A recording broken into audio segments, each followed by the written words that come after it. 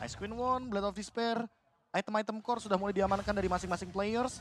Dan kalau kita melihat dari Keyboy, Iron Hook yang dari tadi mungkin dilepaskan, belum mengenai siapapun target karena memang minimnya informasi yang diberikan. Berbeda dengan Novaria, dia punya Astral Echo, dia bisa membuka luasnya map yang nanti akan menjadi teritori dari Blacklist International itu sendiri. Sementara item Radiant Armor, jawaban dari Suns agar nantinya ketika ada real world manipulation, dia bisa mendinai magical damage. Ya, sini dia yang diinginkan oleh seorang Suns, tapi ternyata reward manipulation telah dibuka, membuat buying time yang dimiliki dari para pasukan Blacklist International, membuat free turtle kembali di tangan dari Blacklist.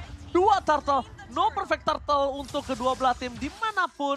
Dan bahkan ada Boots kembali lagi mencoba untuk berdansa, bernyanyi, dan membuat para pasukan dari Blacklist ini agak cukup ketar-ketir dengan damage yang dia miliki. Iron Hook tidak mancing yang mantap nampaknya 40 kali ini. Betul sekali, tapi sekarang Void Crystal-nya connect ke arah 2 orang loh, ada Efek Slow. Ada Wise yang tepat berada di depan dari Keyboy, tapi mereka belum mau melakukan sebuah team fight ya. Kecuali nantinya mungkin ada satu orang yang benar-benar tertarik, tapi di bawah. Lagi dan lagi, ada sebuah setup yang begitu baik, untungnya sempat pulang. Ini namanya metode Kamboja. Mereka nggak mau team fight sebelum item jadi. Iya. Mereka lebih milih untuk save position dulu. Onyx lebih penting punya item ketimbang memaksa team fight di early game, tapi nggak dapetin poin yang trade-nya seimbang. Dan lihat di top lane. Waduh. Kairi terperangkap, mencoba menyelamatkan dirinya. Masih ada ikat sapu-sapu di depan sana. Keyboy mencoba melakukan zoning out, tapi oh my Venus, almost but it's never enough. Tidak membuat seorang Kairi berhasil ditumbangkan di top lane 40. Enggak sebanyak ini spesies ikan di dunia, kenapa lu memilihkan sapu-sapu, Ji? Ya, karena dia berada di lantai gitu loh. Iya. Karena kan bisa dibilang Agak beda emang. Agak beda memang filosofinya kalau dia. Iya, iya. Oke lah. Iya lagi. Kita Harusnya kan ikan hiu goyang-goyang. I love you sayang. Ikan sapu-sapu ikan hiu. Apa harusnya. I love you. Ikan hiu kan sapu-sapu. I miss you tuh. Apa sih? Dasar. Oke, kita langsung standby kembali ke Lane of Dawn. Tapi melihat dari posisi Onyx kali ini mereka ada posisi yang cukup ketar-ketir harusnya. Kenapa? Karena 2 turret udah dimakan sama Blacklist International. Walaupun dengan posisi sekarang Onyx punya possibility untuk bisa membalikan kembali semua turret yang dia miliki dengan sangat cepat karena dia punya Moskov di sana. Ini akan kita lihat kira-kira Prof efektifnya untuk metode yang dilakukan oleh Onyx ini di menit berapa? Karena mereka kan memang menunggu item jadi nih. Item cukup lah, bukan item jadi. Kayaknya di menit 16 baru aktif deh. 16? Iya. Buset! Serius? Ini main safe aja, asal jangan terlalu overcommit aja. Jangan terlalu banyak trade kill ya kan, jangan sampai nanti Blacklist dapat 4, ternyata Onyx cuma dapat 1. Gak apa-apa dikasih Lordnya, yang penting Moskovnya farming. Dan kalau bisa Kairinya tetap berada dalam level yang tidak begitu jauh perbedaannya. Waduh, retribution di short point. Tapi musuh akan coba ditumbang di depan sana. Ada satu tombak kill didapatkan yang sangat mahal.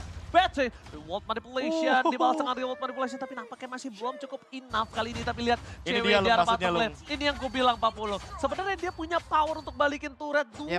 Dengan 2 ini dengan sangat-sangat mudah. Gak cuma itu, lihat owlnya. Dia tumbang walaupun tidak menggunakan flicker. Tapi vengeance dari Boots membuat hal tersebut jadi nyata, yaitu adalah engage terhadap gold laner belakang tanpa ada efek suppress. Dan sekarang memang terlalu jauh sepertinya dari all-nya itu sendiri untuk menggapai item-item magic defense. Karena kalau kita lihat dari Boots-nya itu sendiri, dia hampir mendekati ke arah Bloodwings. Dan dia selalu membuat item seperti itu. Habis Holy Crystal, langsung Bloodwings. Ya karena gak pakai lama dia. Ini udah jamnya Boots untuk bekerja ya. Untuk emang bisa mengusir Beatrix-nya keluar dari kerumunan team fight nantinya. Karena dengan Joy yang ada di bagian bawah sekarang, mobilitas dia sangat tinggi. Dia untuk bergabung sama dengan rekan-rekannya sangat cepat sekali. Tapi Lord, ini yang harus diwaspadain oleh Onyx. Dengan satu Lord ini bisa aja objektif lain juga berantakan. Posisi 4-1 di mana Boots-nya lebih mengendalikan yang ada di bawah. Karena biar tidak terlalu ini juga ya, outnumber juga di arah top lane-nya. Dan lihat, secepat itu untuk urusan clear wave. Yes, lifestyle-nya juga udah mulai kenceng. Lifestyle. Oke, lifestyle-nya udah mulai. Gaya hidup dong. Oke. Ini gue udah megang pulpen kayak begini. Oke, tapi orang yang bakal ada Supra satu menuju ke arah seorang my Venus ter-take down. Fokus ke arah belakang, bahkan harus menggunakan flickernya. Informasi telah diberikan, tandanya apa? Boots bisa bebas meng-reach up seorang karena no flicker untuk kali ini. Dan ini dia yang dicari sama Onyx. Mereka ingin mengulur waktu selama mungkin agar cewek Kairi dapetin item maksimalnya. Dan jangan lupakan, Boots sesaat lagi dia punya Bloodwings. 4 lawan 1, apakah bisa escape? Sakit banget. Digocek. Sakit banget. 4 versus 1, Boots still survive kah? nampaknya Kakal. Dibalikan kembali keadaan tapi lihat cewek. Wah, dua tower. Menukar ke semuanya itu dengan sangat maksimal. 2 turret ditukar dengan seorang boots mahal nian, Pak Pulung. Ini cewek udah kayak sales yang dikejar sama deadline-nya nih. Di mana penjualannya? Sekarang mau nggak mau hari ini udah harus ada datanya ataupun tertutup semua target dan bener. Inner taring bagian atas udah hancur lagi, Pak. Dan bahkan Main samping nih. main samping dua-duanya hilang. Ini lagi-lagi cewek masih punya satu slogan Pak Pulung dengan Apa slogan, itu? Tambocie. Tapi If, sekarang untuk Suns kurang mengetahui ataupun tidak melihat bagaimana pergerakan Yu tadi yang udah masuk dalam berumputan. Hanya saja sekarang Retribution udah mulai connect tapi Wise udah mendapatkan begitu banyak damage yang masuk di dalam tubuh dari cewek. Tapi Wise masih berhasil perkit dari arah tersebut, selamatlah sudah dirinya. Ya, efek dari Demon Hunter Sword Golden Staff tentu akan membuat bagaimana cewek makin powerful dengan Husk Claw-nya. Inspire pun ready dan team fight mungkin akan dipaksakan nantinya ketika Blacklist International berada dalam posisi yang terlalu offside. Oke, masih menunggu permainan dari Blacklist Internasional dan bahkan ini dia. Mereka harusnya akan team fight di sini. Mereka nggak akan lepasin Lord yang di menit ke-12. Kenapa? Karena mereka sangat membutuhkan dari charge Lord itu sendiri. Bahkan para pasukan dari Blacklist Internasional mereka udah standby in position. Informasi telah diberikan, Edward berada di arah top lane. Akankah mereka akan memancing team fight? Dan Blacklist Internasional udah berada di garis depan. All standby in position. Satu Iron Hook, hampir. gagal tapi post. Fast everybody menuju ke arah seorang Ul. Tidak bisa ditembak. Dan bahkan Ul menggunakan flickernya mau tidak mau. Membuat Kairi mendapatkan free hit. So Brad membuat para pasukan dari Onyx Esports kali ini mendapatkan Cewek. satu ball.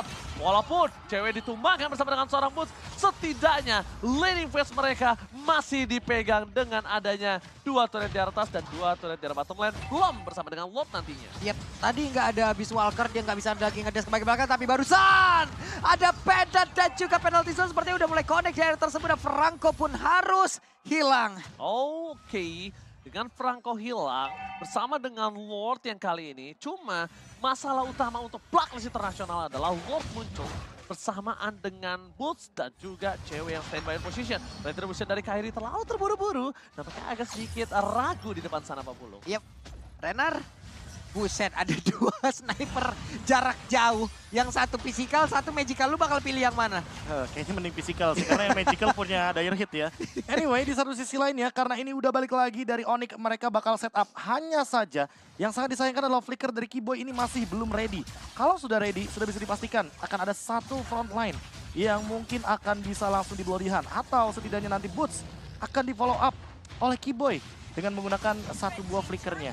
Oke, masih menunggu Kiboy mendapatkan satu nampaknya di sini Pak Pulung ya. Yap, hampir aja. Dari tadi belum ada satu tarikan yang emang krusial banget yang diciptakan oleh Kiboy, tapi kita juga berharap nantinya ya dengan adanya flicker yang mungkin beberapa lagi flicker dan juga Silent Bloodhound. Rope. Oke, satu item yang bagus banget, Athena Shield kayaknya bakal dimiliki oleh cewek karena secepat mungkin dia ingin menghindari satu buah dire hit yang dimiliki oleh Oh My Venus. Karena memang balik lagi combo sniper dan juga Astra Recall ini sangat mengerikan sekali. 2 arah sekalipun bisa dia lontarkan dan di satu sisi lainnya itu dia yang paling menyebalkan dari Novaria. Ke gap Pematahan semuanya. setup dan durasi 8 detik mendapatkan informasi dari Onyx. Sehingga nanti ketika di area Lord, ini yang paling berbahaya Novarianya sebenarnya, ultimate-nya. Apalagi durasi 8 detik ultimate-nya, cooldown-nya cuma 20 detik. Jadi ada interval waktu 12 detik untuk melakukan setup dari Onyx. Gimana caranya Onyx untuk menemukan setup tersebut lah yang nanti akan menjadi jawabannya untuk 40 detik ke depan. Yap, ini deh cewek Orange Buff akan menjadi satu bahan bakar dulu untuk dirinya sebelum nanti mungkin ada team fight yang akan terjadi karena udah ada setup lagi dari Blacklist di bagian tengah. Ini udah yang ini setupnya 4-1, 4-1 dan 4-1 ini baru kelihatan aja nih Franco ke bagian bawah nih. Coba back up ya. Bahkan lihat Kairi sampai pakai retributionnya karena dia terjadi traumatik ketika orange buff di arah bottom lane dikasih ke arah cewek. Iya. Tapi ternyata diambil sama seorang White. Wise. Dan bahkan tadi juga bisa purple buff diamankan oleh seorang Oh My Venus. Informasi yang telah terlihat adalah di mana bus arah di arah bottom lane. Blacklist International standby in position. Kembali lagi belum terjadi Iron Hook mancing mantia mantap dari seorang Kiboy. Masih menunggu momentum. Dan Lord kali ini akan menjadi satu momen yang sangat penting. Kairi bakal coba di-all begitu saja. Kairi ter-take down. No retribution. Masih ada satu buah immortal tapi dengan sangat cepat dihilangkan oleh para pasukan dari Blacklist Internasional. Blacklist International berada di posisi yang sangat diuntungkan dengan adanya 4 versus 5.